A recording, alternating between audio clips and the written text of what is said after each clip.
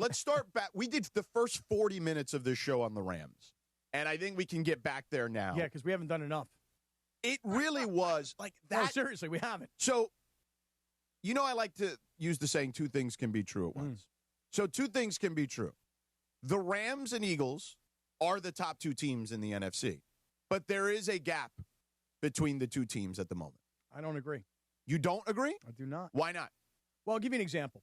I was just watching here this morning at the commercial break. I'm just watching First Take, right? And the question on the lower third graphic on First Take asks this question, and I'll ask it to you.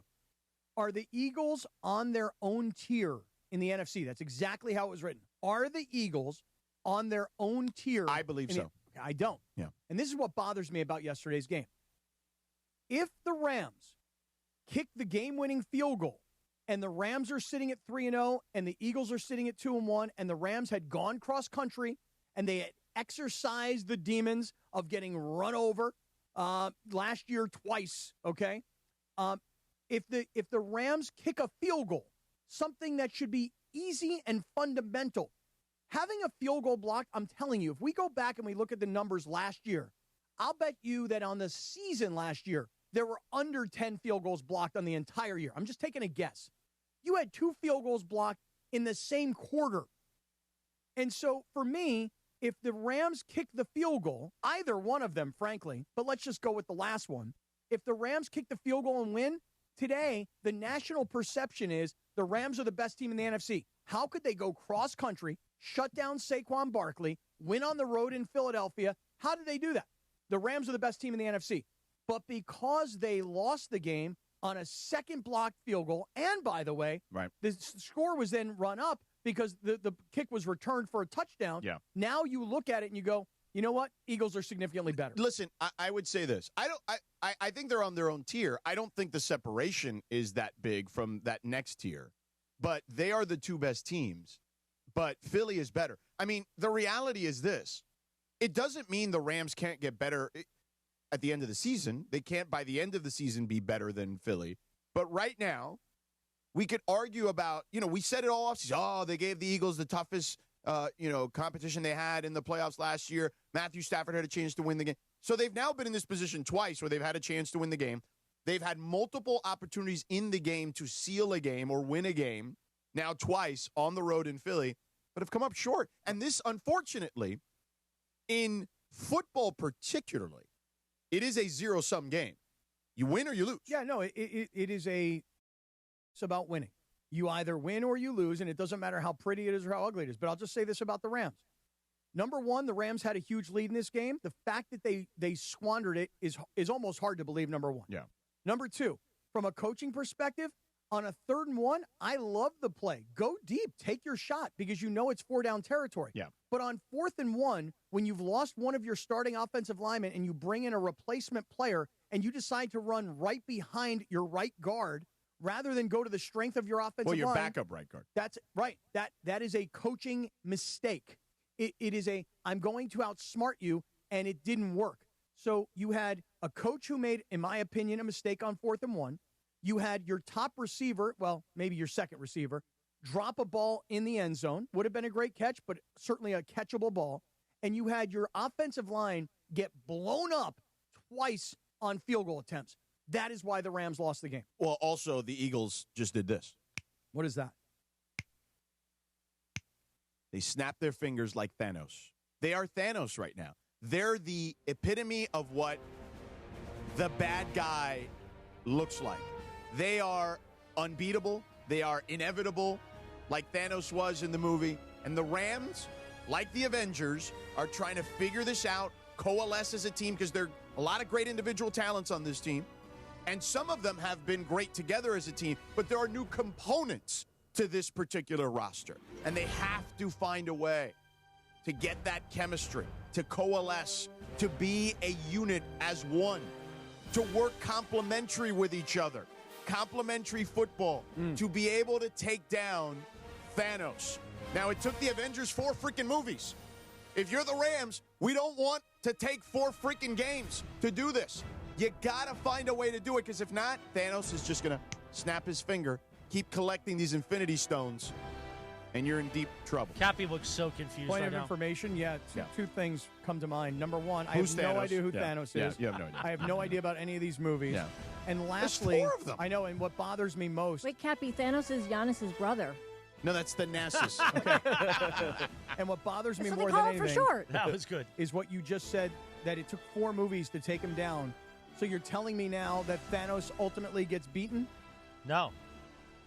No, they do eventually in Endgame. Oh, wait a minute. I Oh, thought he did spoiler it. alert. Well, that's what I'm getting I at. mean, the movie's like 5 years I know, I'm old. just I kidding. know, but Longer than that I have now. no Yeah. idea who Thanos is. I Yeah. said it earlier today. But doesn't he kill, like, everybody before that happens? Yes. He So- gets rid of half of the population, So Right. that's not good. and then No, half right. the population comes Yeah, back. but then they come back because Oh. they were able to save it at the end. But there was, spoiler alert, if you didn't watch the movie 6 years ago, there's a lot of people who have to be sacrificed to make that happen. Hopefully the Rams don't need to sacrifice anyone to finally beat Thanos here. Every time you say Thanos, I honestly think you're talking about the owner of the Chargers, Dean Spanos, and I think you're speaking with a lisp. No. Like an intentional lift. Yeah. Thanos. Yeah, no, it's not. It's Thanos. The Thanos Do you want to see what family. Thanos looks like? The Thanos family owns the Chargers. That's what it sounds like to me. Well, you know who the actor is playing Thanos. No, who? Oh, you wouldn't know. Who's that? No, yeah. What's he his would name? not. He would not know. Thanos. Thanos' name. What's his name? The Josh actor. Brolin. I Yeah. have no idea who he is. But You they don't know make him Josh look- Brolin is? No You've idea. seen Josh Brolin No, in a you million know who movies. Josh Brolin Tell me. is. Tell me where I know. You can't be this dumb. How, now, dumb is one thing. Uninformed is a different thing. Yeah, that's How do you not know Josh Brolin? He's been in a lot of movies. Like what? No Country for Old Men. Okay, I know that. Wall movie. Street 2, I Never know that. There's Sleeps. Thanos right there. I know. That's a character. I can't see what he looks like in real life. No, that's Thanos. I say. No Country for Old Men. Now that's a scary movie. Yeah. It isn't. Which Did you guy see- is he? He's Llewellyn. in that Especially movie. considering you're old. He's the one Yeah. going after the killer. Oh, he is. No, Okay, yeah. gotcha. Have you seen Men in Black 3, the third one? No, but now we're looking Who at has? it. We're all I looking have. at it. It's a We're- good movie. We're Because looking the at it trilogy now. was on while I was in the hospital, so Yeah. I was forced to. We're looking at it on YouTube right now. Now I'm seeing Brolin. what's going on here. I'm seeing Josh Brolin. I'm seeing a little There's Thanos. Josh Brolin. There he is. Good-looking guy. American Gangster. He's in it too. Yeah, he's great in Oh, yeah, American he is a Gangster. great American gangster. But anyway, that's the Rams' problem right now. They're running into Thanos. No, the Rams' problem is that they should have won this game no problem yesterday. They had 5-6 different chances to do it. But they had the opportunity on the last field goal of the game to win the game. Now, if you've already gotten a field goal block, You are a kick. Listen, for those, I'm sure anyone in the audience that may know this already, but for those that don't, ain't nobody in this, and this is not me being anything but honest here.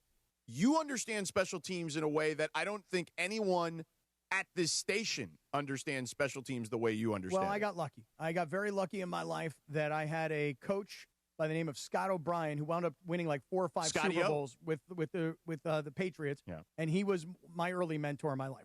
And I got to learn Wasn't special he like teams Nick from him. Saban's right-hand man at He one was, point? yeah. They used to call him the Hatchet Man back at the Dolphins days. Yes. Yes. Sedano's been the hatchet man around here. Yeah. You better watch yourself, Bit Boy. I'm the Scotty O. Yeah. So here's the thing. If you get a field goal blocked, then you make an adjustment on the sideline and you remind your offensive line, particularly the left side of your offensive line, what happened on the previous play. And the fact that you had 2 offensive linemen get blown up. Now, look, Rob Havenstein is a really good player. He's a big dude. For Rob Havenstein to get blown up playing that left tackle position, but on the other hand, this kid, Bo Limmer is the guy that You made the comment in our group text that he should be cut today. immediately. I mean, honestly, like, I don't know if Sean McVay is that kind of cutthroat He may kind of not guy. I feel like Sean, like, invests in his players, but like a Bill Parcells, Yeah. a Jimmy Johnson, Forget it, he's gone. those guys they would have cut him today But for the sure. thing is look, the 4th and 1 play where he gets blown up, that is the fault of Sean McVay.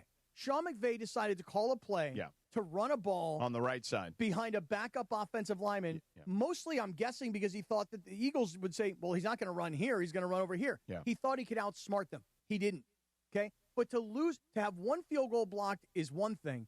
To have a second one blocked is something else. And I'll tell you something. I don't know if we're going to do this. We got again, the Eagles, we said this earlier, had not had 2 field goal blocks in a game since what was it? It was 75. It was 50 years ago.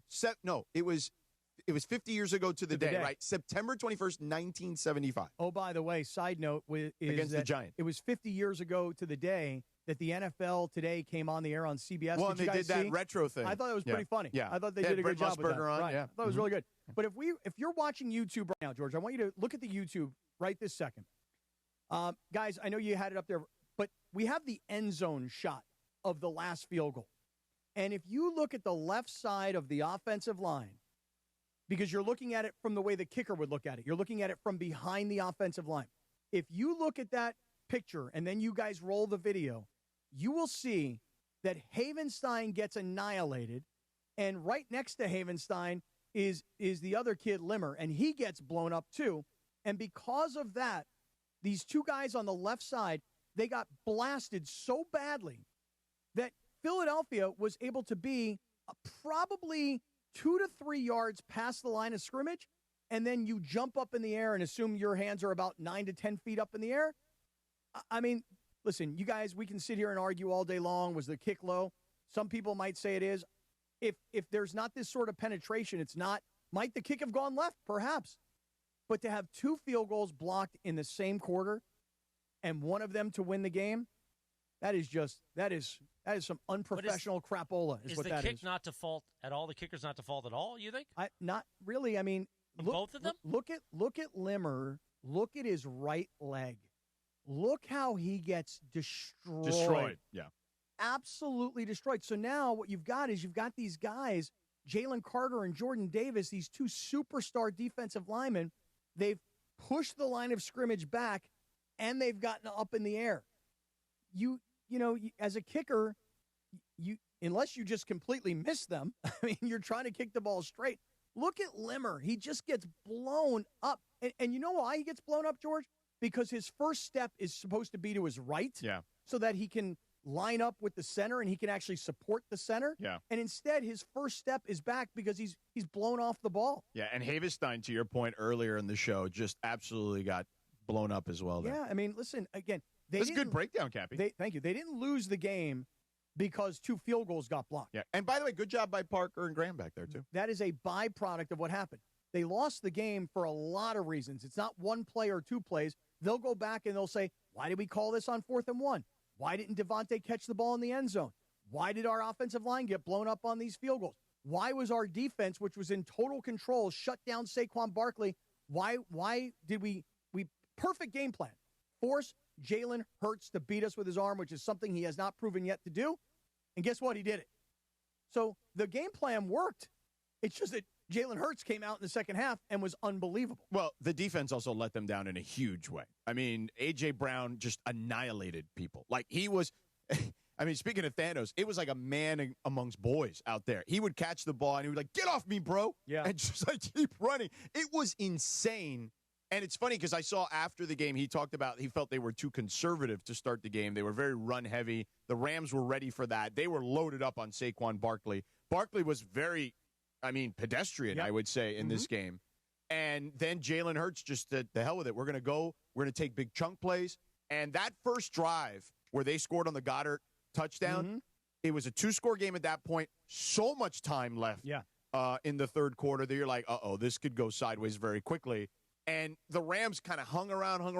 But it just never felt like they recaptured the momentum after that. When Rob Havenstein watches the film today, he's going to be real upset with himself.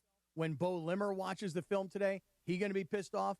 Let me tell you who's going to be embarrassed is Darius Williams, the defensive back. Yeah. Because that's the guy that on 3rd and 10, when you've got the Eagles backed up on about their own 10-yard line, he's the one that A.J. Brown was like, oh, hey, little boy, let me take you, pick you up, and throw you like a rag doll and pick up 25 yards on 3rd and 10.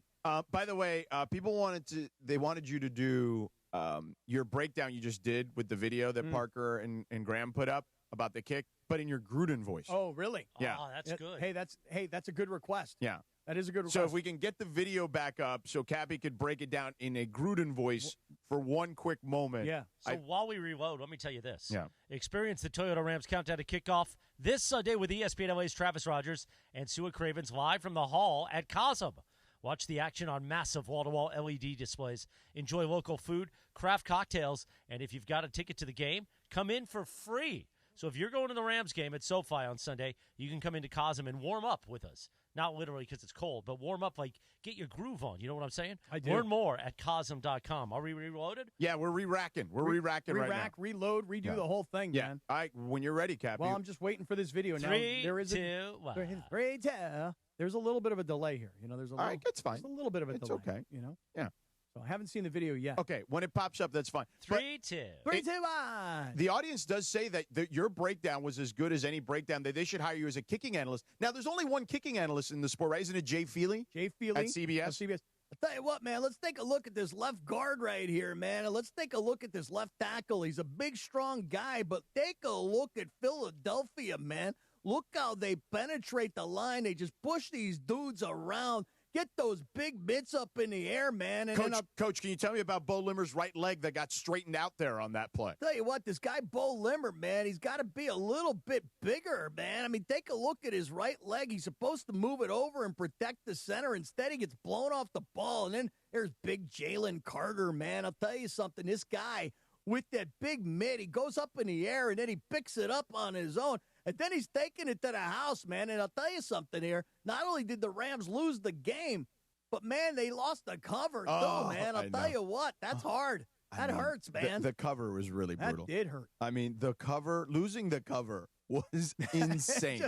Like, you lose the game, but lose the cover, dude, on a kick that is returned to the house. So Van Pelt does bad beats. Mm-hmm. I think they do it Tuesdays or whatever, later in the week. They don't do it because Monday night he's at, like, the Monday Night Football setup. Or maybe they will do it tonight. I don't know. It was such a crazy bad beat that that thing has to run everywhere. I mean, that's his thing. Like, he does that segment on SportsCenter on his show, Bad Beats. There's never been a bigger bad beat, in my opinion, than what just happened there. Like, if you had Rams plus 3.5, you're like, I'm either going to win outright, or if they miss, I'm good. It's only a 1-point game. I got the cover. Yeah. And then they block it. Not only they block it, but a big man rumbling down back to return it. It wasn't like it was a DB who scooped it and scored. This was a monster defensive lineman running it back.